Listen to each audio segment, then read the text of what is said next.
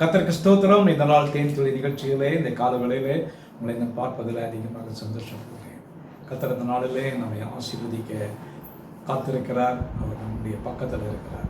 நம்ம தொடர்ந்து தேவனுடைய ஆசீர்வாதங்களை குறித்து ஒரு சில நாட்கள் பார்த்தோம். இந்த நாளில் நாம் ஆசீர்வதிக்கப்படுவதற்கு சில நிபந்தனைகளை தேவன் வைத்திருக்கிறார்.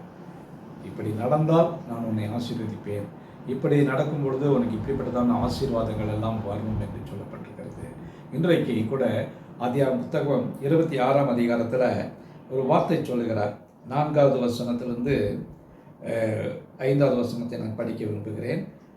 26:4-5 ஆபிரகாம் என் சொல்லுக்கு கீழ்ப்படிந்து என் விதிகளையும் என் கற்பனைகளையும் என் நியமங்களையும் என் பிரமாணங்களையும் கை கொண்டபடியினால் நான் உன் சந்ததியை வானத்தின் நட்சத்திரங்களைப் போலவும் பெருக பண்ணி உன் சந்ததியை இந்த தேசங்கள் யாவையும் தருவேன். உன் சந்ததிக்குள் பூமியில் உள்ள சகல ஜாதிகளும் ஆசீர்வதிக்கப்படும் என்று அவர் சொன்னார்.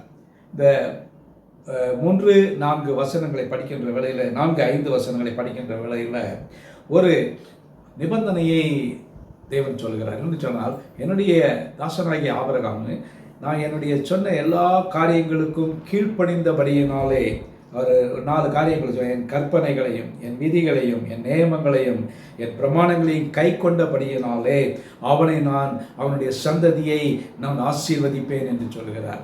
கிறிஸ்துவுக்குள் பிரியமானவர்களே, இந்த வேளையில் இப்படிப்பட்டதான ஒரு ஆசீர்வாதம் யாருக்கு கிடைக்கிறது என்று சொன்னால், உலகத்தில் எல்லா மக்களுக்கும் கிடைப்பதல்ல. உலக பிரகாரமான ஆசீர்வாதங்கள் அவைகள் அநேக நேரங்களிலே நமக்கு துக்கத்தை கொண்டு வரக்கூடியதாக இருக்கும்.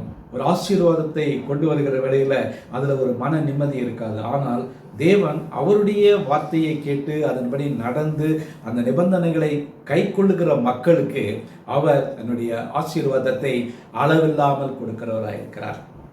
ஆபிரகாமை ஆசீர்வதித்த தேவன் உங்களையும் என்னையும் கூட இந்த நாளிலே ஆசீர்வதிக்க அவர் சித்தம் கொண்டவராக இருக்கிறார். ஆனால் ஒரே ஒரு காரியம், அவருடைய வார்த்தைகளுக்கு, அவருடைய ஆலோசனைகளுக்கு, அவருடைய எல்லா சொல்லுக்கும் நாம் கீழ்ப்படிய வேண்டவர்களாக இருக்கிறோம். கீழ்ப்படிந்தால் நமக்கு மிகுந்த ஆசீர்வாதம் கிடைக்கும். அந்த ஆசீர்வாதம் நமக்கு என்றென்றைக்கும் நிலைத்திருக்கும். நல்ல ஆண்டவரே, நன்றியோட துதிக்கிறோம், ஸ்தோத்திரிக்கிறோம். இந்த வேளையில் கூட விசேஷமாக ஆண்டவரே, இந்த ஆபிரகாமுடைய வாழ்க்கையில் அவன் கீழ்ப்படிந்தபடியினாலே, கர்த்தருடைய வார்த்தைக்கு செவி கொடுத்தபடியினாலே அவனுக்கு பெருத்த ஆசீர்வாதத்தை கொடுத்தார். அவனுக்குள் சந்ததிகள் எல்லாம் ஆசீர்வதிக்கப்படும் என்று சொன்னேனே, அப்படிப்பட்ட ஆசீர்வாதத்துக்காக நன்றி செலுத்துகிறோம். எல்லா துதிக்கான மகிமை செலுத்துகிறோம். மீட்பர் இயேசுவின் நாமத்தில் ஜெபிக்கிறோம் நல்ல பிதாவே. ஆமேன், ஆமேன். கர்த்தர் உங்களை ஆசீர்வதிப்பாராக.